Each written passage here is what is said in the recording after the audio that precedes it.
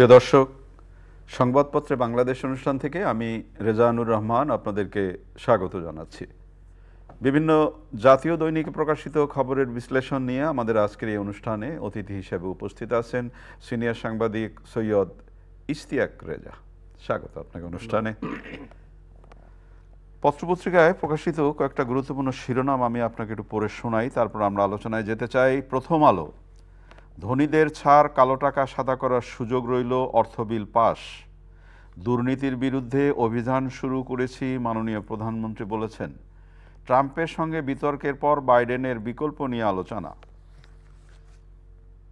সমকাল শিরোনাম, শামসুদ্দোহা শুধু গাছেরটা খান না, তলারটাও কোরআন। দুর্নীতি করলে রেহাই নেই কারো। কোহলি রাঙানো শেষে চ্যাম্পিয়ন ভারত টি-20 ফাইনাল। দৈনিক যুগান্তর, একই বৃন্তে দুটি ফুল, ফয়সাল মতিউর, অবৈধ সম্পদের অনুসন্ধানে দুদক। বিশ্বকাপ ফাইনালে বিরাট কোহলির ব্যাটে রান। কালের কণ্ঠের শিরোনাম, কালো টাকা সাদা করার সুযোগ বহাল, সংসদে অর্থ বিল পাস। দেশে সাইবার অপরাধের শীর্ষে রয়েছে হ্যাকিং। দুর্নীতি করলে কারো রক্ষা নেই, সংসদে প্রধানমন্ত্রী। দৈনিক ইত্তেফাক, দুর্নীতির বিরুদ্ধে অভিযান শুরু, দুর্নীতি করলে ধরব। সংসদে বাজেট আলোচনায় প্রধানমন্ত্রী। মতিউরকে রক্ষায় মরিয়া প্রশ্রয়দাতা প্রভাবশালীরা। হাঁটতে না পারলেও ভোটে ট্রাম্পকে হারাবো, বাইডেন। মানবজমিনের শিরোনাম, যখন তখন কলড্রপ ভোগান্তি, বাইডেনকে নিউ ইয়র্ক টাইমসের পরামর্শ। খালেদা জিয়াকে মুক্তি না দিলে পরিণত হবে ভয়াবহ, ফখরুল বলেছেন। ক্ষমতার জন্য যে কারো দাসত্ব মেনে নিতে বিএনপির আপত্তি নেই, কাদের বলেছেন। বাংলাদেশ প্রতিদিনের শিরোনাম, দুর্নীতিকাণ্ডে তোলপাড়, দুর্নীতির বিরুদ্ধে অভিযান শুরু।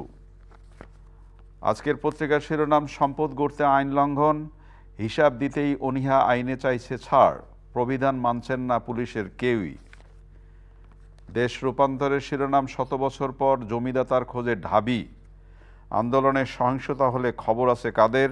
খালেদা জিয়াকে মুক্তি না দিলে তৈরি থাকুন, ফখরুল।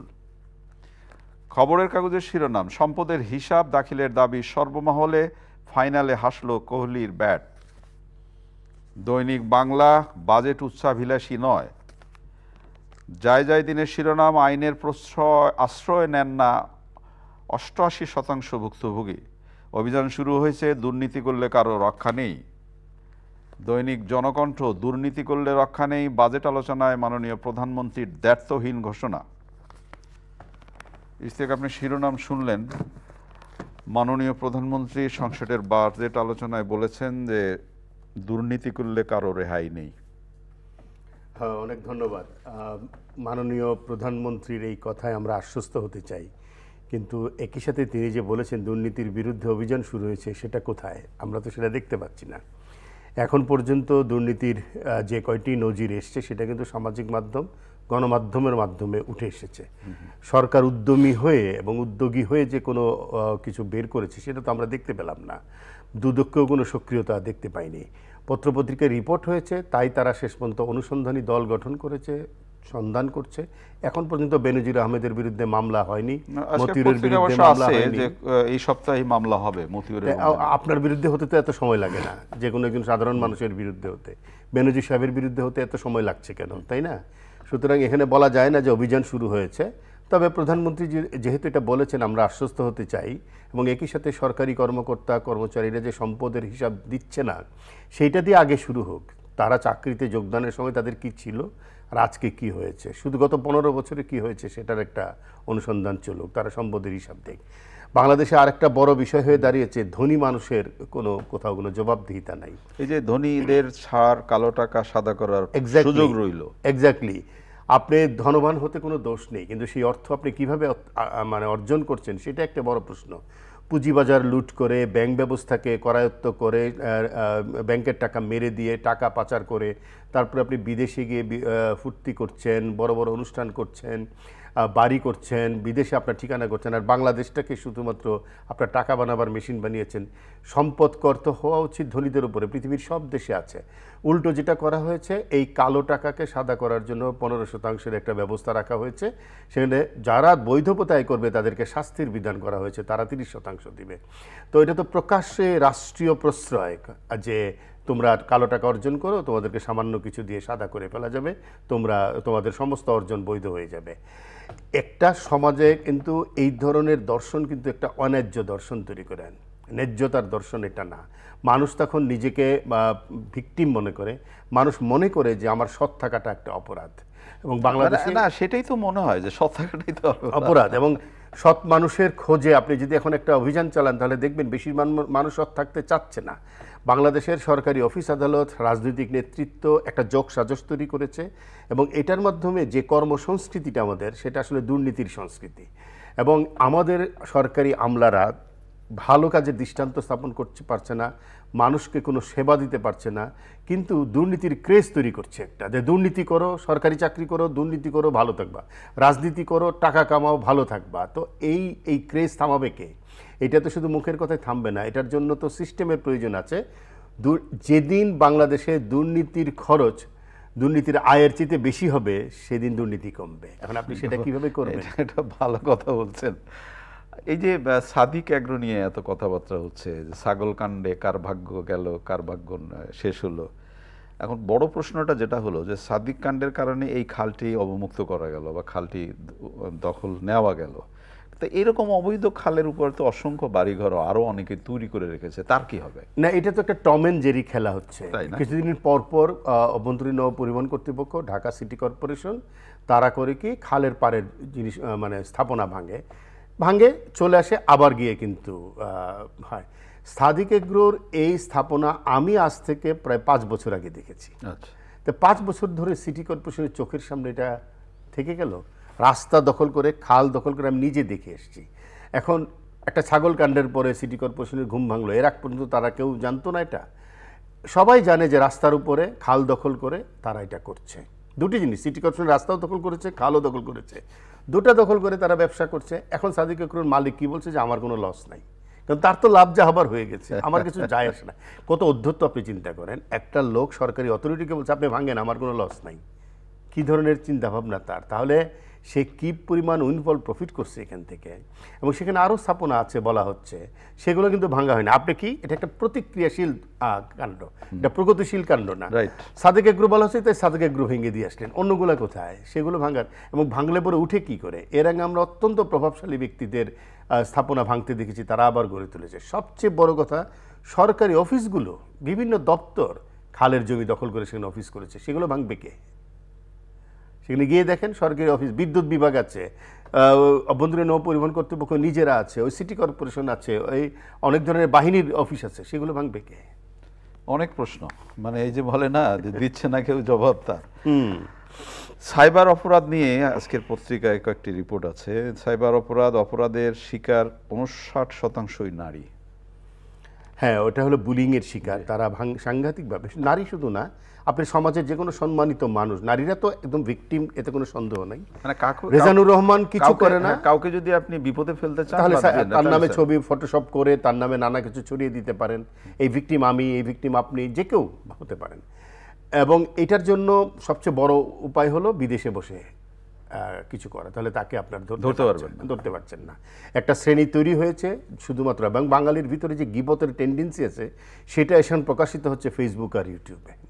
তারা নানাভাবে গীবত গাওয়া, কাউকে দোষী সাব্যস্ত করা, প্রমাণহীনভাবে কাউকে যা তা কিছু বলে দেওয়া, কোনো একটা টাইটেল লাগিয়ে দেওয়া, টেক করে দেওয়া, তাকে পছন্দ হলে না ফট করে একটা গালি দিয়ে দেওয়া, এগুলো চলছে।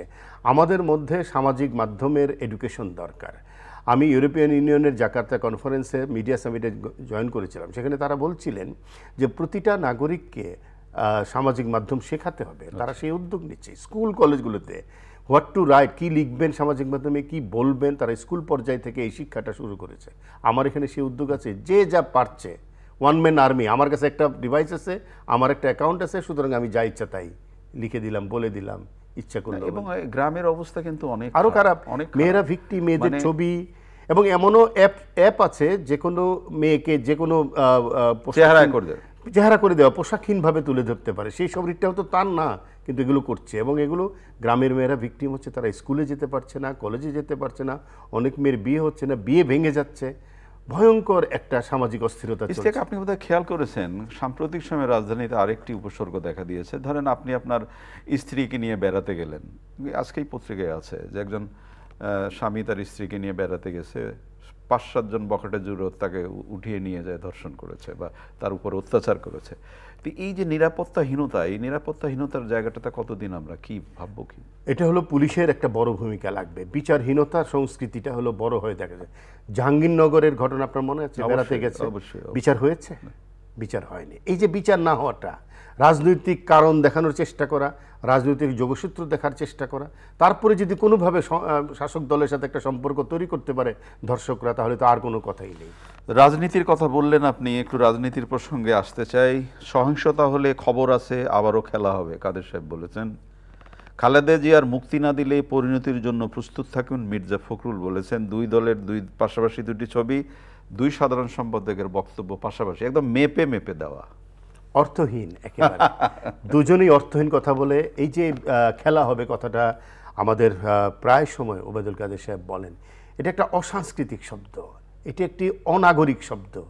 আমার কাছে মনে হয় না সভ্য সমাজে কোনো এরকম শব্দ ব্যবহার হতে পারে। রাজনীতি কি কাউকে খেলা হবে মানে কি একটা ভয়ঙ্কর রকমের হুমকি, একটা প্রচ্ছন্ন রকমের মানে তার প্রতি একটা জিঘাংসা। এই ধরনের শব্দ ব্যবহার করে কি করে? আমাদের রাজনীতিবিদরা চিন্তাও করেন না যে তারা সমাজে শ্লীলতা অশ্লীলতার মাত্রায় কি জিনিস যুক্ত করছেন।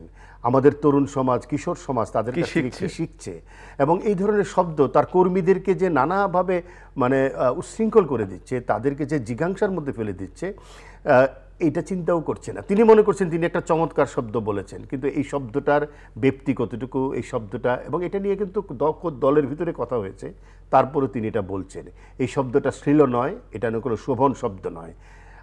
অন্যদিকে মির্জা ফখরুলও যেটা বলেছেন, তারা তো আন্দোলন করেই যাচ্ছেন, ঈদের আগে ঈদের পরে নানা ধরনের কোনো কিছু। দুটো রাজনৈতিক দলই আসলে, একটা হলো পরিবার কেন্দ্রিক হয়ে দাঁড়িয়েছে, আর একটা হলো ক্ষমতা চর্চা করছে। দুটো দলের মধ্যে আপনি কোনো রাজনৈতিক চর্চা দেখবেন না। রাজনৈতিক চর্চার ভাষা এটা হতে পারে না। রাজনৈতিক চর্চা যারা করে তারা এরকম করে কোনো শব্দ প্রয়োগ করে না, বাক্য প্রয়োগ করে না। আমরা অত্যন্ত আশাহত দুটি রাজনৈতিক দলের শীর্ষ নেতার এই ধরনের প্রতিদিনের কলতলার ঝগড়া দেখতে দেখতে। এটা ভালো শব্দ করেছেন, কলতলা।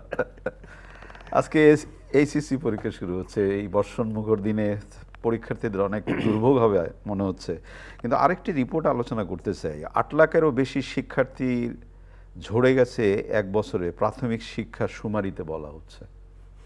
আমাদের প্রাইমারি স্কুলগুলোতে এনরোলমেন্ট 8 লাখেরও বেশি। হ্যাঁ, আমাদের প্রাইমারি স্কুলগুলোতে এনরোলমেন্ট কমে যাচ্ছে, অর্থাৎ ভর্তি কমে যাচ্ছে। প্রাইমারি স্কুলের সিট পূরণ হচ্ছে না, আসন পূরণ হচ্ছে না। এটা অনেকদিন ধরেই বলা হচ্ছে। করোনার পর থেকে এটি আরও বেড়েছে। মানুষের আর্থিক সঙ্গতি এত কমে গেছে, দ্রব্যমূল্য এমন জায়গায় গিয়ে পৌঁছেছে, খাতা কলমের দাম, পড়ালেখার খরচ।